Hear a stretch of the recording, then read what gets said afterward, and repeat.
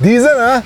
Tole bo malo prepovedan. Še benzin je boljš, pravijo. No, hibrid ali pa elektrika, to je pa baje prometna prihodnost. A imate 2 minuti za mobilno prihodnost?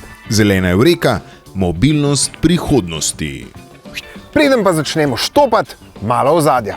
Promet je edini sektor, kjer se izpusti toplogrednih plinov večajo. V Evropski uniji je odgovoren za približno četrtino vseh izpustov ogljikovega dioksida, večina tega nastane v cestnem prometu. Evropski zeleni dogovor predvideva 90% zmanjšanje glede na številke iz leta 90.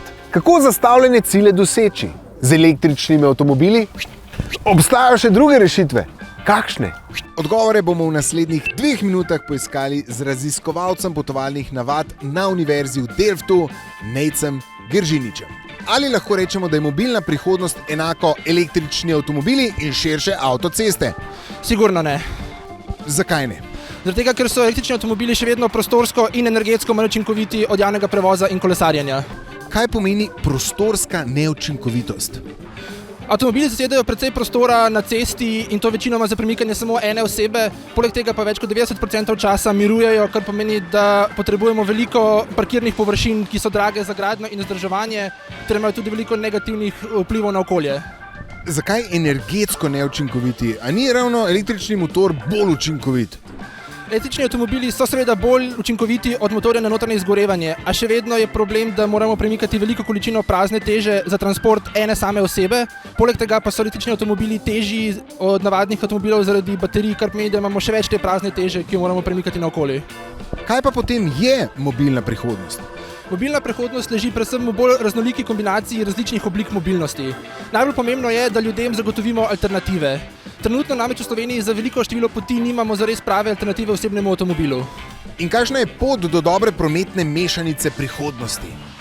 Prvo, javni prevoz mora postati hitrejši, bolj prostorsko dostopen ter obratovati v pogostih intervalih cel dan, da postane prava alternativa osebnemu avtomobilu. Kolesarska infrastruktura je marsikje še vedno pomanjkljiva, nevarna oziroma celo neobstoječa, tako na podeželju kot tudi v mestih. Avtomobili zagotovo ne bodo izginili in o tem zares nihče niti ne govori. Električni avtomobili so odlična alternativa avtomobilom na notranje izgorevanje. Govoriti moramo predvsem o zmanjšanju njihove uporabe, predvsem za krajše poti in za poti, ki jih lahko nadomestimo z kvalitetnim javnim prevozom. Ja, vem, je že 2 minuti, za kar se opravičujem, ampak je pa tudi zanimiv. Kako naj se evropske vlade lotijo spreminjanja odnosa javnosti do avtomobila kot simbola osebne svobode s korenčkom in palico? Potovalne navade so globoko usidrane in njihovo spreminjanje je težak in dolgotrajen postopek. Nekateri ljudje bodo seveda spremenili svoje navade že z določenimi korenčki, za druge pa je potrebna palica, da zares začnejo drugače razmišljati in spremeniti svoje navade. Pri tem pa je zelo pomembno, da se ukrepi korenčkov in palic uvajajo sočasno oziroma da se začne s korenčki in potem naknadno uvede palice. Nikakor pa ne smemo začeti s kaznovanjem uporabnikov, če nimajo smiselne alternative. Kakšne prometne rešitve so nam na voljo v Sloveniji? V Sloveniji moramo razmišljati predvsem o bolj kakovostnem javnem prometu, ki morda ne bo potekal mimo vsake hiše, bo pa vsem uporabnikom dostopen na par kilometrih.